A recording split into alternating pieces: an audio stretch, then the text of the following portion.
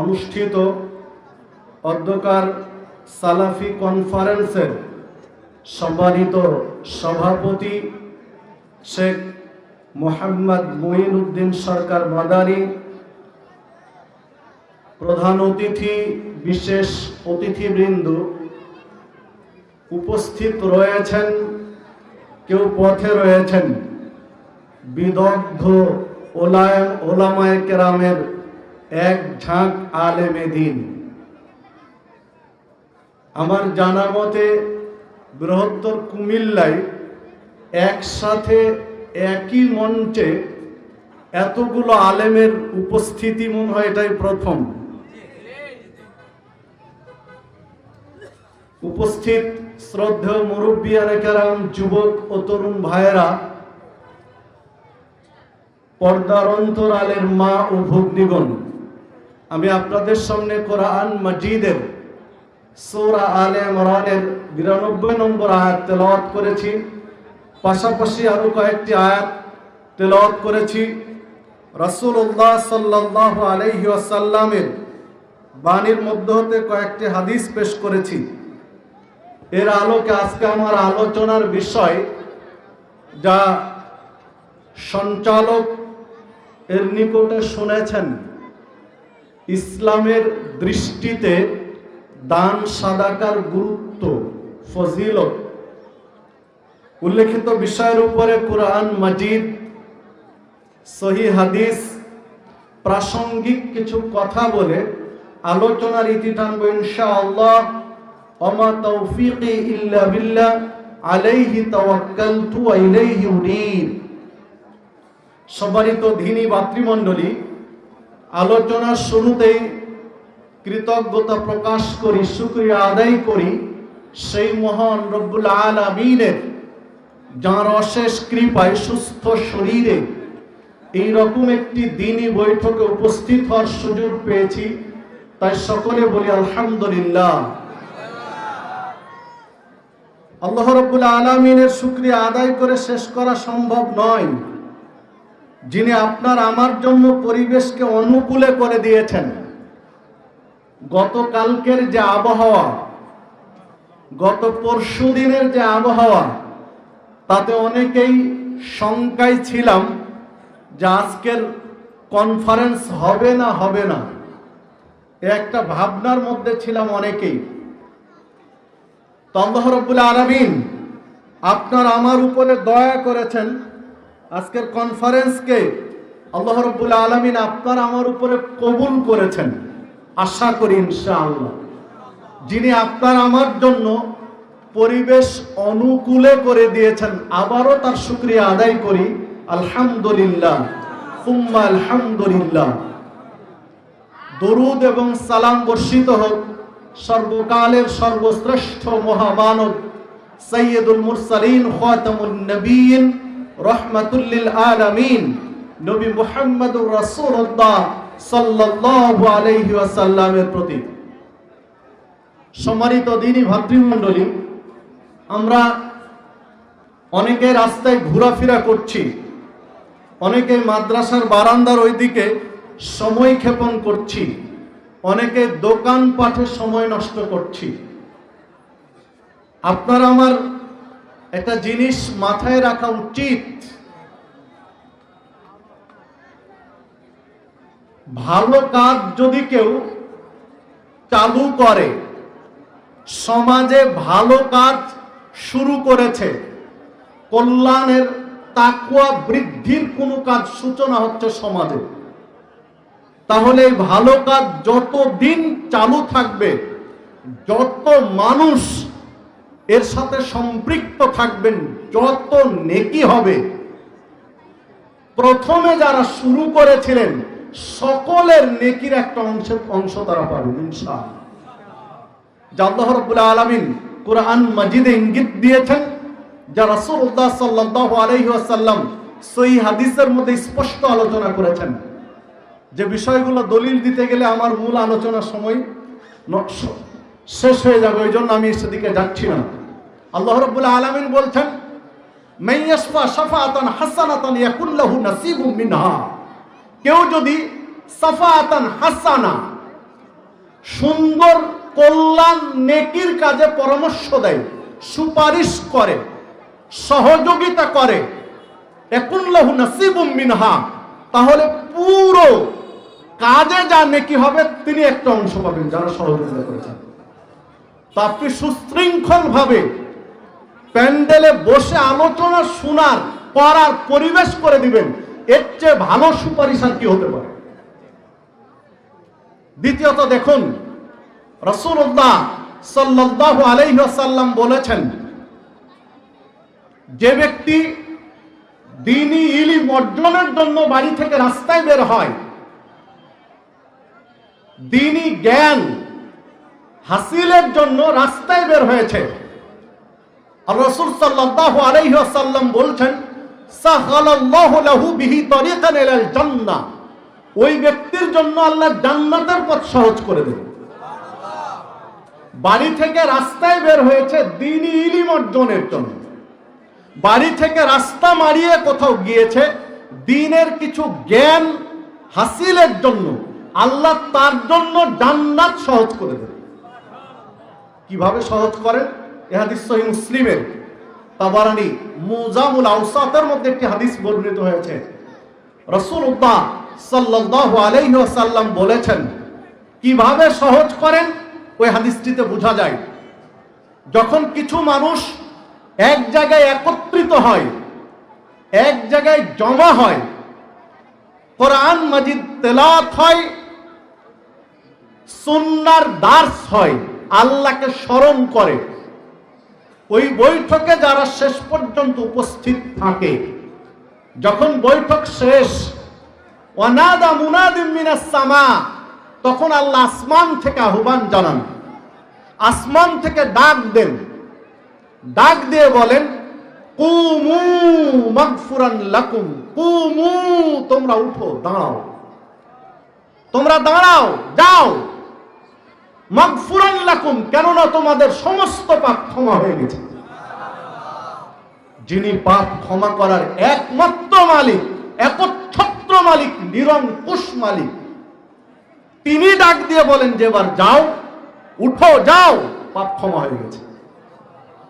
এর চেয়ে বড় পাওয়ার কি হতে পারে? পাপ ক্ষমা করার সত্তা মালিক কয়জন? একজন। সেকেন্ড কেউ নেই? আছে? কোন ওলি আউলিয়া গাউস কুতুব পীর ফকির বুজুর্গানে দিন, ছোট হুজুর, বড় হুজুর, মেজ হুজুর, ইমামে আজম, ওস্তাদ, সুগরা, কুবরা, এমনকি কোন নবী রাসূল কারো পাপ ক্ষমা করতে পারেন? পাপ ক্ষমা করার একমাত্র মালিক, একচ্ছত্র মালিক, নিরঙ্কুশ মালিক হচ্ছেন আল্লাহ। তো যিনি পাপ ক্ষমা করার একমাত্র মালিক, তিনি বলেন দাঁড়াও, উঠো, যাও, কেননা মাগফুরান লাকুম, তোমাদের পাপ ক্ষমা হয়ে গেছে। দ্বিতীয় কথা বলেন, ফাকাদ বুদ্দিলাত সাইয়্যাতুকুম হাসানাত, তোমাদের পাপগুলো নেকি দিয়ে বদল করে দেওয়া হয়েছে। পাপ তো ক্ষমা হয়েছে, হয়েছে, সমস্ত পাপ নেকিতে পরিণত হয়েছে। এবার যাও, কোন পাপী বান্দার, কোন বান্দার পাপ যদি ক্ষমা হয়ে যায়, পাপ যদি নেকি হয়ে যায়, তাহলে উনি যাবেন কোথায়? জান্নাতে। আল্লাহ রাসূল সাল্লাল্লাহু আলাইহি ওয়াসাল্লাম বললেন, যে ব্যক্তি দ্বীনি ইলমের জন্য বের হয়, আল্লাহ তার জন্য জান্নাতের পথ সহজ করে দেন। কিভাবে? পাপ ক্ষমা করে দিয়ে। কিভাবে? পাপ নেকিতে পরিণত করে। তাই আসুন, যারা অযথা সময় নষ্ট করছি, অযথা বারান্দায় সময় দিচ্ছি, দোকানপাটে সময় দিচ্ছি, তারা আসি একটু দ্বীনি ইলম অর্জন করি, দ্বীনের জ্ঞান অর্জন করি। আজকের এই একটা প্রোগ্রামকে সফল করার জন্য এই প্রতিষ্ঠানের সাথে সংশ্লিষ্ট ব্যক্তিবর্গ, এই মাহফিলের সাথে সংশ্লিষ্ট ব্যক্তিবর্গ বৃহত্তর কুমিল্লার প্রত্যেকটা জেলায় জেলায় তারা সফর করেছেন, যেগুলো আমরা নেটের মাধ্যমে দেখেছি। গত শুক্রবার একটা প্রোগ্রামে এসেছিলাম, আপনার এটা ব্রাহ্মণবাড়িয়ার কাছাকাছি, কুমিল্লা জেলার একেবারে শেষ মাথা সীমানা, ব্রাহ্মণবাড়িয়ার সীমানায়।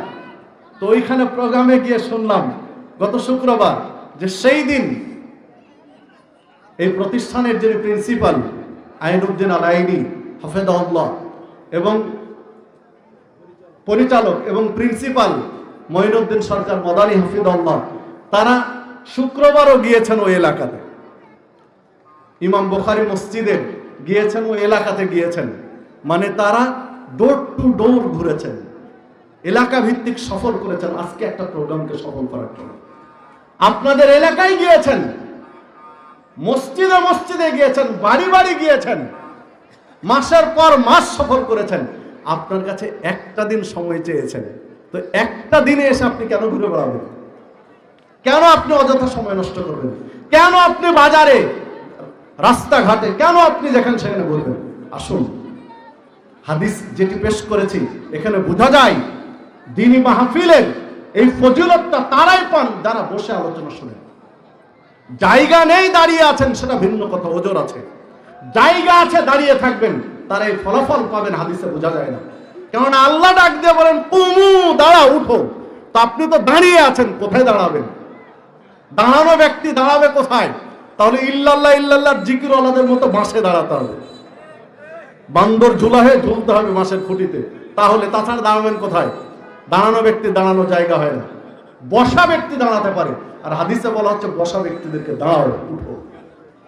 তা আসুন বসে আলোচনা শুনি, সময়টুকু কাজে লাগাই, যারা আলোচক তাদের আলোচনা করার পরিবেশ করে দেই। আল্লাহ রাব্বুল আলামিন কবুল করুন। তো চলুন, আমি ভূমিকা একটু সময় নিলাম, মূল আলোচনায় ফিরে যাই। তো যে কথা বলছিলাম, যে দেখুন দান সাদাকার গুরুত্ব, তাৎপর্য। দান সাদাকা আপনার আমার করা উচিত। কেন করবেন দান সাদাকা? কেন করা উচিত দান সাদাকা? আপনি আমি অনেকেই মনে করি যে দান সাদাকা করব আজকের মাহফিলটা সফল করার জন্য, দান সাদাকা করব আজকের দ্বীনি কাজটা সুন্দরভাবে সম্পূর্ণ করার জন্য, দান সাদাকা করব এই মসজিদটা সুন্দরভাবে সম্পূর্ণ করার জন্য, দান সাদাকা করব এই মাদ্রাসাটা সুচারুরূপে পরিচালনা করার জন্য। এগুলোই তো কারণ, নাকি আর কারণ আছে? আসল কারণটা বলি না। দান সাদাকা করব নিজে বাঁচার জন্য, এইটা কিন্তু বলি না। শুধু প্রতিষ্ঠান, মসজিদ, মাদ্রাসা, মাহফিল সুন্দর করার জন্য না, দান করতে হবে আপনাকে নিজে বাঁচার জন্য। জাহান্নামের আগুন থেকে নিজে বাঁচার জন্য দান সাদাকা করতে হবে, আপনাকে নিজেকেও বাঁচতে হবে। সম্মানিত উপস্থিতি, দেখুন রাসূলুল্লাহ সাল্লাল্লাহু আলাইহি ওয়াসাল্লাম বলেছেন, আবু হুরায়রা রাদিয়াল্লাহু আনহু হাদিসটি বর্ণনা করেছেন। আল্লাহ রাসূল সাল্লাল্লাহু আলাইহি ওয়াসাল্লাম বলেন, ইয়াকুলুল আবদু মালি মালি, বান্দা বলে এটা আমার সম্পদ, ওটা আমার সম্পদ। ওয়া ইন্না মালাহু মিন মালিহি সালাস, কিন্তু মানুষের সম্পদ তিনটি। মানুষ বলে এটা আমার, ওটা আমার, ওটা আমার ইত্যাদি। মানুষ বলে এটা আমি চাকরি করে এটা কিনেছি, আমার বাপ পৈতৃক সম্পদ, বাপ দাদার কাছ থেকে এটা পেয়েছি, এটা আমি শ্বশুর বাড়ি থেকে পেয়েছি, এটা আমার, ওটা আমার, ওটা আমার ইত্যাদি। কিন্তু আল্লাহ রাসূল সাল্লাল্লাহু আলাইহি ওয়াসাল্লাম বলছেন মানুষের সম্পদ মূলত কয়টি? তিনটি। আজকে মুখস্থ রেখে দেন আপনার মূল সম্পদ কয়টি। এক, নাম্বার ওয়ান, মা আকালা ফাআফনা, যে খাবার ফানা করে দিয়েছে, মানে যে খাবার চিবিয়ে গলার ভিতরে নিয়েছে, গলা থেকে নিচে নেমেছে, এই খাবারটা আপনার। আল্লাহ রাসূল সাল্লাল্লাহু আলাইহি ওয়াসাল্লাম বলছেন মা আকালা ফাআফনা, যে খাবার ফানা করে দিয়েছে, মানে যে খাবার খেয়ে গলার নিচে নামিয়ে ফেলেছে, এটা তার। আপনি প্লেটে ভাত নিয়েছেন, প্লেটে রুটি নিয়েছেন, তরকারি নিয়েছেন, গোশত নিয়েছেন, সমস্ত খাবার খেতে পারবেন। কোনো সিকিউরিটি আছে? কোনো গ্যারেন্টি আছে? কোনো নিশ্চয়তা আছে? আমার বাস্তব অভিজ্ঞতার কথা বলি। মাস দুয়েক আগে আমার বড় ভগ্নিপতি মারা গেলেন। 4টা ছেলে, 4টায় ঢাকাতে, 4জনই ছিল ঢাকাতে, একটা মেয়ে, সেও শ্বশুর বাড়িতে, আপার শুধু বড় দুলাভাই বাড়িতে আছেন।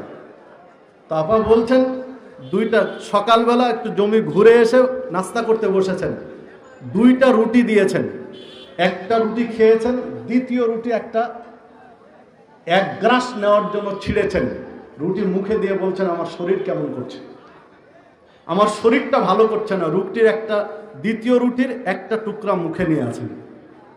তো যখন হাত পা ছেড়ে দিচ্ছে, আমার বড় আপা বলছেন যে বাড়িতে তো কেউ নেই, ছেলে মেয়েরা সবাই তো কর্মে আছে, তো দ্রুত পাশের বাড়ি, মানে আমার ভগ্নিপতির ভাইয়ের বাড়ি, যে পাশের বাড়িতে দ্রুত গেলাম যে ওখানে কেউ আছে কিনা, এসে দেখি যে উনি আর নেই, মারা গেছে। আমি আপনাকে যেটা বোঝাতে চাচ্ছি, দোয়া করি আল্লাহ থেকে জান্নাত বসে করুন। আমি আপনাকে যেটা বোঝাতে চাচ্ছি যে ওনারা দুইজন কেউ ভেবেছিলেন যে এটাই তার জীবনের শেষ মুহূর্ত? যদি বুঝতেন যে এটা জীবনের শেষ মুহূর্ত, তাহলে আর কাউকে ডাকতে যেতেন না শেষ মুহূর্তে, কিন্তু শেয়ার করার থাকলে শেয়ার করতেন। উনি কি ভাবতে পেরেছিলেন দুইটা রুটি আমার নসিবে নেই, একটাই শুধু নসিবে আছে? একটা রুটি খেয়ে দ্বিতীয় রুটির প্রথম গ্রাসটা নিয়ে আর গিলার সুযোগ পাইনি, ওটা মুখের মধ্যে থেকে জীবন চলে গেছে। এটা বাস্তব কথা আপনাকে বলছি, 2 মাস 3 মাস আগের কথা। আপনি প্লেটের ভাত নিয়ে আপনি গিলতে পারবেন, আপনার নিশ্চয়তা নেই। এই জন্য রাসূল সাল্লাল্লাহু আলাইহি ওয়াসাল্লাম বলছেন, মা কালা ফাফনা, যে খাবার ফানা করে দিয়েছে, গিলে ফেলেছে, এইটা তার, পুরো খাবার তার নয়, প্লেটের খাবার তার নয়, জানে না খেতে পারবো কিনা, যেটা গিলে ফেলেছে শুধু অতটুকুই তার। ভাত বাড়া হয়েছে, আপনি খেতে পারবেন নিশ্চয়তা নেই। পানি খেতে গিয়ে পানি আটকে আপনি মৃত্যুবরণ করতে পারেন, বিধায় যেটা গলার নিচে নেমে গেছে খাবারটুকু আপনার। মা কালা ফাফনা আও লাবাসা ফাবলা, যে পোশাক পরতে পরতে ছিঁড়ে ফেলেছে, যে পোশাকের স্বাদ গ্রহণ করে ফেলেছে, যে পোশাকের মজা নিয়ে ফেলেছে, এই পোশাকটা তার। পোশাক কিনলে পোশাক আপনার, এই গ্যারেন্টি নেই। চাঁদ রাতে, ঈদের আগের দিন রাতে কুমিল্লা শহরে গিয়ে আপনি শখ করে 5,000 টাকা দিয়ে একটা পাঞ্জাবি কিনেছেন, ঈদের দিন সকালে পরবেন তাই, পরে ঈদের মাঠে যাবেন তাই 5,000 টাকার আপনার স্বপ্নের একটা মনোমুগ্ধকর একটা পাঞ্জাবি কিনেছেন, রোড অ্যাক্সিডেন্ট করে মারা গেলেন আসতে গিয়ে, অথবা রাত্রে স্ট্রোক করে মারা গেলেন, যে কোনো কারণে ঈদের আগে আপনি মারা গেলেন, আপনাকে গোসল দিয়ে সাদা 3টা কাফন পরিয়ে জানাজা দিয়ে কবরে রেখে আসবে, কেউ একবারও বলবে না যে পাঞ্জাবি কিনতে গিয়ে অ্যাক্সিডেন্ট করেছে, শখের পাঞ্জাবিটা সাথে দিয়ে দাও, দিবে? পাঞ্জাবি কিনেছেন সেটা আপনার নয়, পোশাক কিনেছেন সেটা আপনার নয়, আপনি জানেন না ওটা আপনি পড়তে পারবেন কিনা। কোনটা আপনার? আওলাবেসা ফাবলা, যে পোশাক পরতে পরতে মজা নেওয়া শেষ, ওই পোশাকটা আপনার। যেটা কিনেছেন ওটা আপনার নয়, কারণ আপনি জানেন না ওটা পড়তে পারবেন কিনা, ওটা আপনার নসিবে আছে কিনা আপনি জানেন না। যেটা পরে ফেলেছেন, মজা নিয়ে ফেলেছেন, এই পোশাকটুকু আপনার। তাহলে 1 নম্বর কি? শুধু খাবার না, যেটা খেয়ে ফেলেছি। 2 নম্বর, যে পোশাক পরে মজা নেওয়া হয়েছে, সেই পোশাকটুকু আপনার। আল্লাহ রাসূল সাল্লাল্লাহু আলাইহি ওয়াসাল্লাম 3 নম্বর বললেন, আও আতা ফাকতা, যেটা আল্লাহর সন্তুষ্টির জন্য দান করেছে, পরকালীন অ্যাকাউন্টে যেটা জমা রেখেছে, এইটুকু আপনার। পরকালের জন্য যেটা আপনি দান করেছেন, এইটা আপনার। আও দাহিরুন ওয়া তারিকুন লিন-নাস ওয়া মা সিওয়া যালিক, এছাড়া যা কিছু রয়েছে সব কিছু তার প্রজন্ম, পরবর্তী বংশধর, তার উত্তরাধিকারীদের জন্য রেখে চলে যাবে, অন্য কিছুই তার নয়। আপনার শখের বাড়ি, আপনার শখের গাড়ি, আপনার শখের জমানো টাকা, ব্যাংক ব্যালেন্স, এগুলো আপনার কিছুই নয়। এগুলো ভোগ করবে কে? উত্তরাধিকারী, পরবর্তী প্রজন্ম, পরবর্তী প্রোডাকশন, তারা ভোগ করবে, আপনি নয়। আপনি ভোগ করবেন কোনটুকু? যেটুকু আপনি দান করেছেন। যেটা খেয়ে ফেলেছেন ওটা তো শেষ, খেয়েছেন বর্জ্য হয়ে নেমে গেছে, ওটা শেষ। যে পোশাক পরে ফেলেছেন, পরে ফেলে দিয়েছেন, কাপড় পচে গলে শেষ হয়ে গেছে, ওটাও টিকেনি। তাহলে 3টার 2টা কি হয়েছে? নষ্ট হয়ে গেছে। একটা টিকে আছে, যেটা দান করেছেন। এই দানটা আপনার পরকালে আপনার কাজে দেবে। এইটা হচ্ছে আপনার অরিজিনাল পুঁজি, আপনার মূল পুঁজি হলো যেটা পরকালের রাস্তায় দান করেছেন। বাকি 2টা নষ্ট হয়ে যায়। অথচ আমরা বুঝি না যে পরকালের জন্য জমা রাখা উচিত। আমরা কি করি? সবাই জমা রাখতে চায়, দান করতে চায় না। দেখুন রাসূলুল্লাহ, এই হাদিস সহিহ মুসলিমের মধ্যে বর্ণিত হয়েছে, মিশকাতে দান সাদাকার অধ্যায়ে আলোচনা পাবেন। রাসূলুল্লাহ সাল্লাল্লাহু আলাইহি ওয়াসাল্লাম বলেছেন, তোমরা নিজের সম্পদের চেয়ে অন্যের সম্পদকে বেশি ভালোবাসো। নিজের সম্পদকে যতটা ভালোবাসো, অপরের সম্পদকে তার চেয়ে বেশি ভালোবাসো। সাহাবীরা অবাক হয়ে গেলেন, যা রাসূল সাল্লাল্লাহু আলাইহি ওয়াসাল্লাম এটা কি বললেন, এটা কিভাবে? আমরা নিজের সম্পদকেই তো বেশি ভালোবাসি, অন্যের সম্পদকে কম ভালোবাসি, অথচ আপনি উল্টো বলছেন যে আমরা নিজের চেয়ে অন্যের সম্পদকে বেশি ভালোবাসি। তখন আল্লাহ রাসূল সাল্লাল্লাহু আলাইহি ওয়াসাল্লাম বলছেন, হ্যাঁ বাস্তব তাই। কিভাবে? তোমরা যেটা দান করো এটা তোমার নিজের, যে টাকা, যে দিনার দিরহাম দান করো এটা তোমার নিজের, যেটা রেখে যাও সেটা ওয়ারিসদের। যেটা রেখে যাও সেটা ওয়ারিসদের, যেটা দান করো সেটা নিজের। তোমরা দান করতে চাও না, রেখে যেতে চাও। তোমরা বেশি রেখে যেতে চাও, দান করতে কম চাও, তাহলে তোমরা ওয়ারিসদের সম্পদ বেশি ভালোবাসো নিজেরটার চেয়ে। বুঝাতে পারলাম কিনা জানি না, বাস্তব তাই। ধরেন আপনি 1000 টাকা নিয়ে আজকে এই সালাফি কনফারেন্সে এসেছেন, 100 টাকার 10টি নোট আপনার পকেটে আছে। আপনি আলোচনা শুনে আপনার কাছে একটু ভালো লাগলো, মনে হলো যে ঠিক আছে এই কনফারেন্স এবং এই প্রতিষ্ঠান, এই মাদ্রাসা মসজিদের জন্য আমি একটু দান করি। টাকা 1000 টাকা বড়ই কষ্টের আপনার কাছে। বারবার ভাবছেন কয় টাকা দেব, বারবার হিসাব করছেন কয় টাকা দেব। অনেক চিন্তা ভাবনা করে আপনি 200 টাকা দিয়ে দিলেন, পকেটে থাকলো কয় টাকা? 800 টাকা। আপনি বাড়ি যাচ্ছিলেন, যে কোনো কারণে বাড়িতে রাত্রে যে কোনোভাবে মারা গেলেন, আপনার পকেটে কিন্তু 800 টাকা ছিল, আছে পকেটে। বলেন তো এই 800 টাকাটা কার? ওয়ারিসদের। যে 200 টাকা দান করেছিলেন 1000 টাকা থেকে, এটা কার? এটা নিজের। যেটা দান করেছিলেন ওটা নিজের, যেটা রেখে দিয়েছেন পকেটে সেটা ওয়ারিসদের। আমরা রাখতে চাই, বেশি রাখতে চাই, রাখার ভালোবাসা আপনার আমার কাছে বেশি দান করার চেয়ে। তাই তো আমরা 800 টাকা দিতে পারিনি, দিয়েছি 200, রেখেছি 800। যদি নিজেরটার প্রতি মহব্বত বেশি থাকতো, ভালোবাসা বেশি থাকতো, তাহলে 800 টাকা দিতাম, রাখতাম 200। কিন্তু রেখেছি 800 আর দিয়েছি 200, তাহলে নিজের চেয়ে অন্যেরটার মহব্বত বেশি। ভুল বললাম? বাস্তবতা। না হলে বাস্তবতা দেখুন। বাস্তব একটা উদাহরণ আপনার কাছে পেশ করি। জমি জমা বন্টন করতে গিয়ে, ফারায়েজ বন্টন করতে গিয়ে অধিকাংশ মানুষ ন্যায্যভাবে বন্টন করতে পারে না, ন্যায়সঙ্গতভাবে ফারায়েজ বন্টন করে না। ছেলে মেয়েদের মধ্যে যে ছেলের প্রতি তার দুর্বলতা বেশি, মহব্বত বেশি, ওই ছেলেকে বেশি দিয়ে দিচ্ছে, মেয়েকে ঠকিয়ে দিচ্ছে। না হলে সমানই দিল, ছেলেকে 10%, মেয়েকে 5%, ঠিকই দিয়েছে। তবে ছেলেকে 10% দিয়েছে পৌর ফাতেহাবাদ বাজারের সাথে, রাস্তার সাথে 10%, আর মেয়েকে দিয়েছে ওই বিলের তলায় 5%, যা 5 মাস ডুবে থাকবে, 6 মাস শুকনা থাকবে। বাস্তবতা এটা। মানে মেয়েকে দিয়েছে ওই বিলের তলায়, যা 6 মাস ডুবে থাকবে পানিতে, 6 মাস শুকনা থাকবে। আর ছেলেকে দিয়েছে পৌর ফাতেহাবাদ বাজারে, একদম রোড সংলগ্ন, কার্পেটিং রাস্তার সাথে।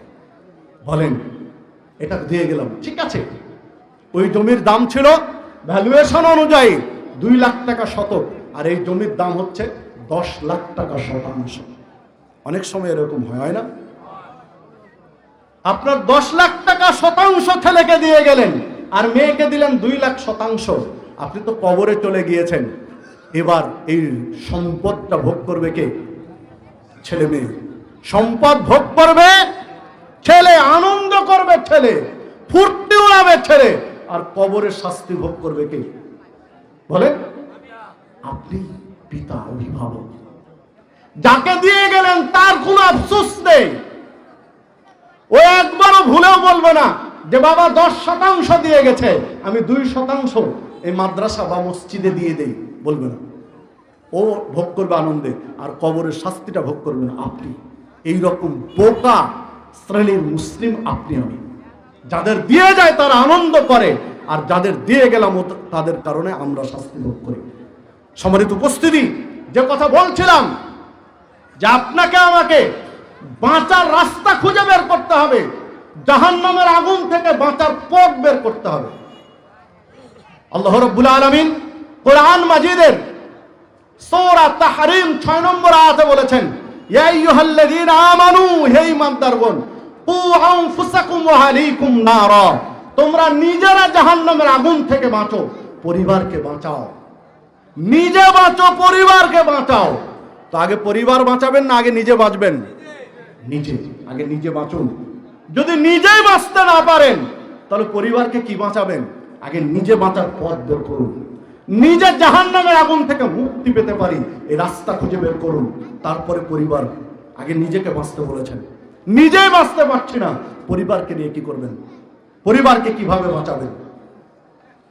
আল্লাহ রাব্বুল আলামিন সূরা আলে ইমরান 92 নম্বর আয়াতে বলেছেন, লান তানালুল বিররা হাত্তা তুনফিকু মিম্মা তুহিব্বুন, তোমরা ততদিন পর্যন্ত কল্যাণের অধিকারী হতে পারবে না, পুণ্যের অধিকারী হতে পারবে না, যতদিন পর্যন্ত তোমাদের সবচেয়ে প্রিয় জিনিসটি আল্লাহর রাস্তায় ব্যয় না করবে।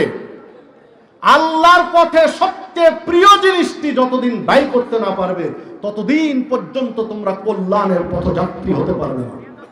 নেক বিলের তলায় জুমা মসজিদ বানাবে? বলেন তো, বিলের তলায় জুমা মসজিদ হবে না রোডের সাথে জুমা মসজিদ হবে? রোডের সাথে মসজিদ হতে হবে, মানুষের চলাচল যেন সহজ হয়, সেই জায়গায় আপনাকে দান করতে হবে দিনের জন্য। আপনি আমি পারি না। যখন এই আয়াত নাজিল হলো যে তোমাদের সবচেয়ে প্রিয় জিনিসটি আল্লাহ রাস্তায় ব্যয় না করা পর্যন্ত তোমরা পুণ্যের অধিকারী হতে পারবে না, এই আয়াত যখন নাজিল হলো তখন আবু তালহা রাদিয়াল্লাহু আনহু ছুটে এসেছেন নবী মুহাম্মদ সাল্লাল্লাহু আলাইহি ওয়াসাল্লামের কাছে। এসে বলছেন, আবু তালহা রাদিয়াল্লাহু আনহু মানে আনসারীদের, আনসারী মদিনার স্থায়ী বাসিন্দাদের মধ্যে সবচেয়ে বেশি খেজুরের বাগান ছিল আবু তালহা রাদিয়াল্লাহু আনহু। আবু তালহা রাদিয়াল্লাহু আনহু এসে বলছেন, হে রাসূল সাল্লাল্লাহু আলাইহি ওয়াসাল্লাম, আল্লাহ রাব্বুল আলামিন তো আয়াত নাজিল করেছেন সবচেয়ে প্রিয় জিনিসটি আল্লাহর রাস্তায় দান না করা পর্যন্ত কল্যাণের অধিকারী হতে পারবো না। আমি কল্যাণ চাই, আমি জাহান্নাম থেকে বাঁচতে চাই, আমি জান্নাতে যেতে চাই। বিধায় বাইরুহা নামক বাগানটি, যেই বাগানটি মসজিদে নববীর সাথে লাগানো বাগান, খেজুরের বাগান, যেই বাগানের মধ্যে একটা সুন্দর সুপেয় পানির কুয়া ছিল। নবী মুহাম্মদ সাল্লাল্লাহু আলাইহি ওয়াসাল্লাম বিশেষ করে বিকেল বেলা আসরের পরে গিয়ে বাগানে বসতেন, ওই বাইরুহা, ওই বাগানে বসে ওই কূপের পানি পান করতেন, খেজুর খেতেন, সাহাবী খাওয়াতেন। এই জন্য আবু তালহার কাছে এই বাগানটি সবচেয়ে পছন্দের, সবচেয়ে প্রিয়, ভালোবাসার জায়গা।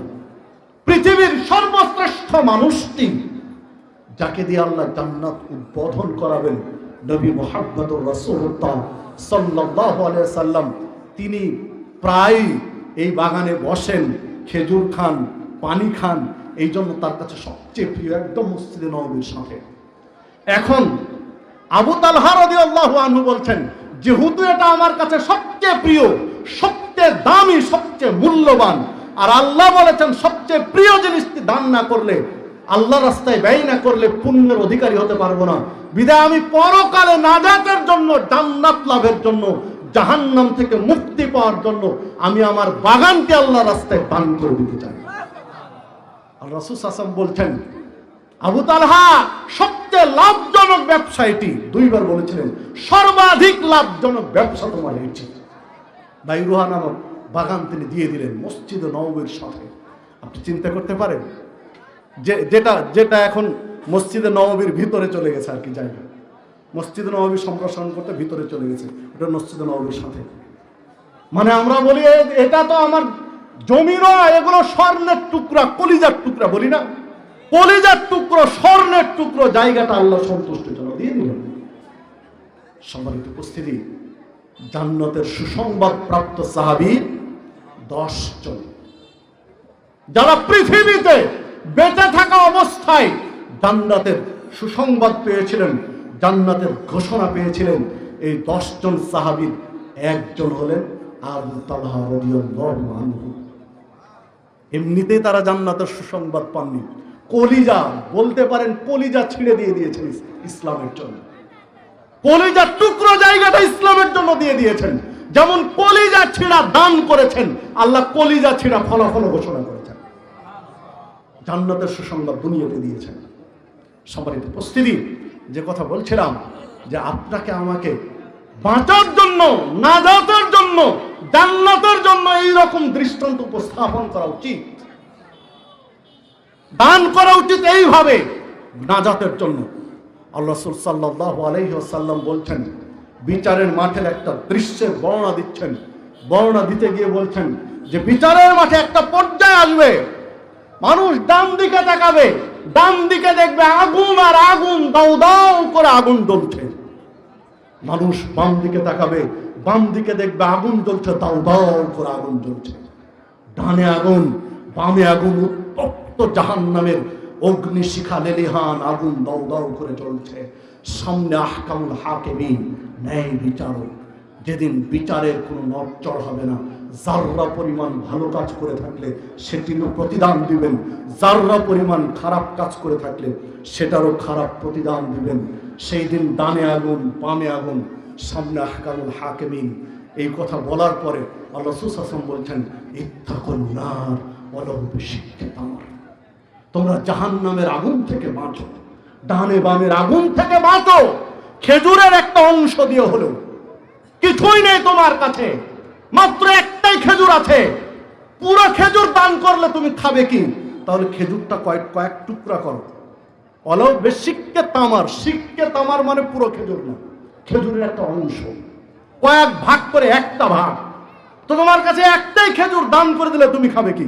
তাহলে ওটা কয়েক টুকরা করো, ওই একটা খেজুরকে কয়েক টুকরা করে এক টুকরা দান করো, বাকিটা তুমি তোমার কাছে লাগাও। মানে কিছুই নেই, আপনার পকেটে 10 টাকা আছে, কিছুই নেই, মাত্র 10 টাকা।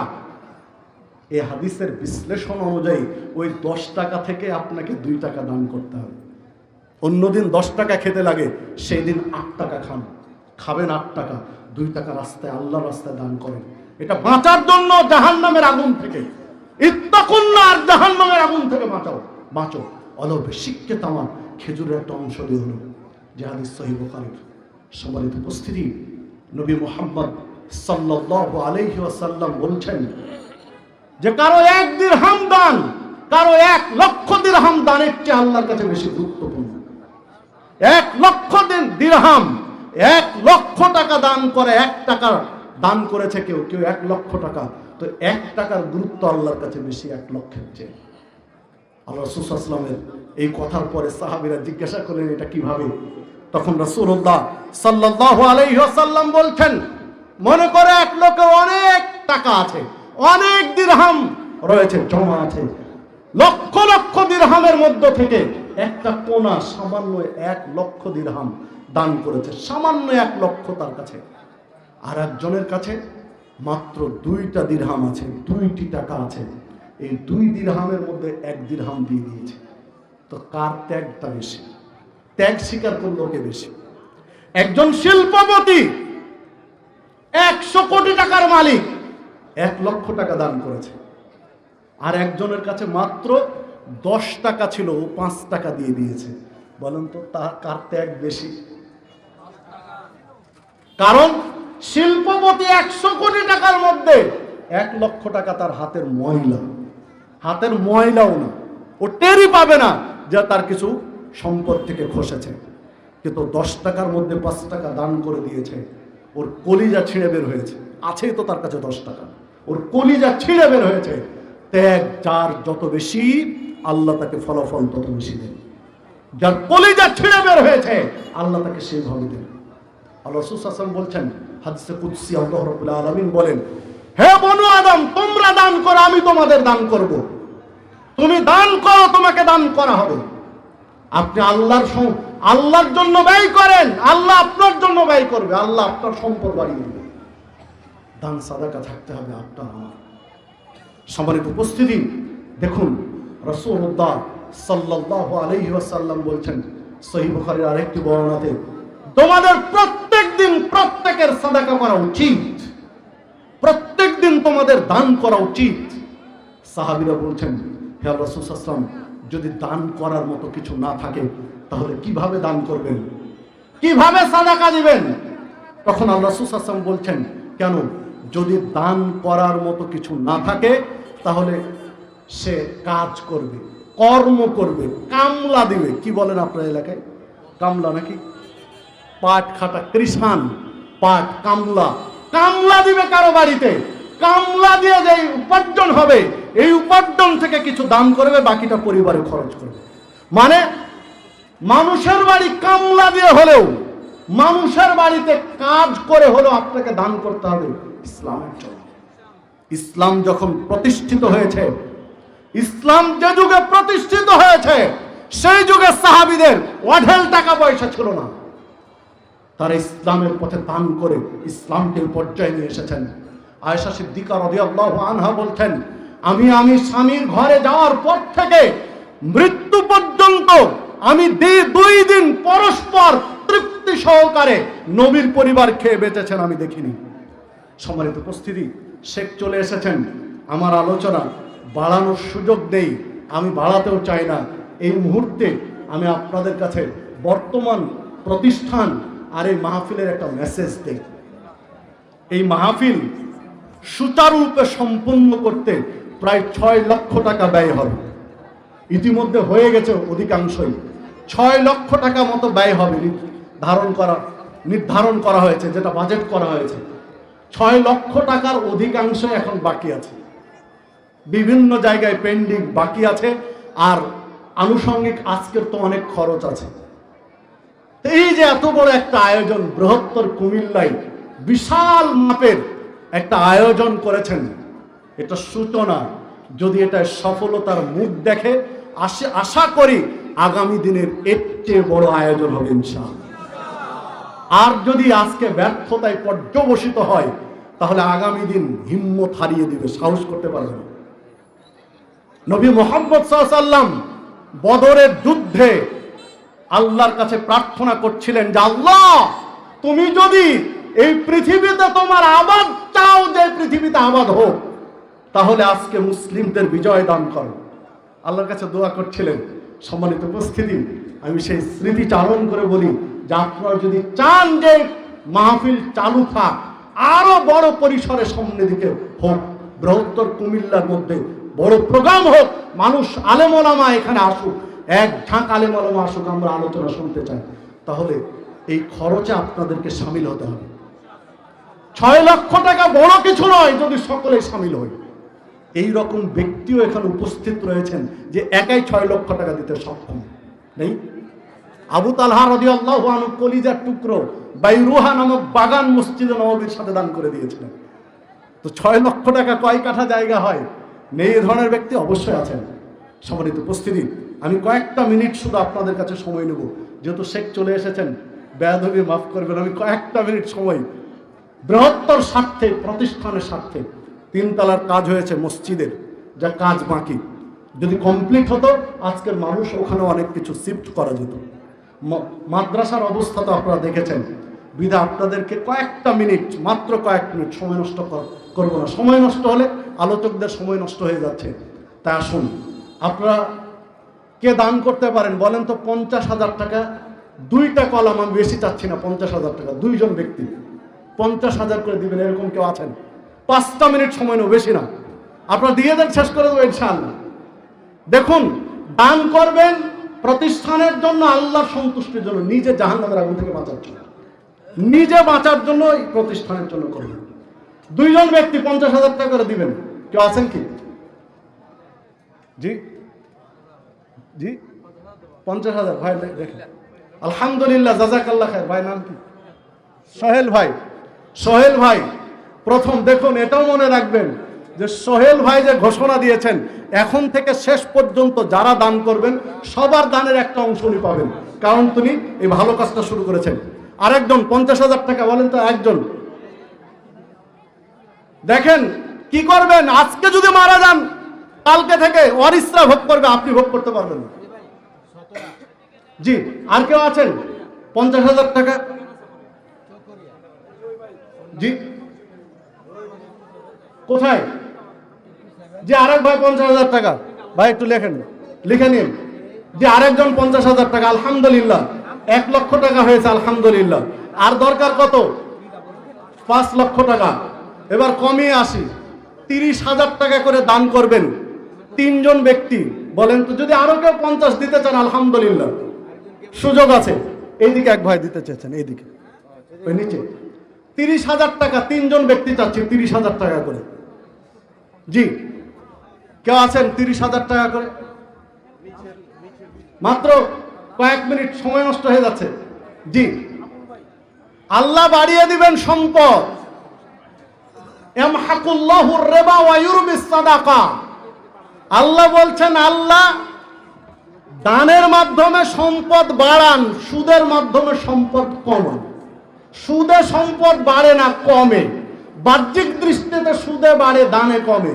কিন্তু বৃহত্তর ব্যাপক দৃষ্টিতে সুদে কমে, দানে বাড়ে। যিনি 50,000 দিয়েছেন, আপনি খোঁজ নিয়ে দেখেন, 1 বছর পরে তার কমেনি, বরং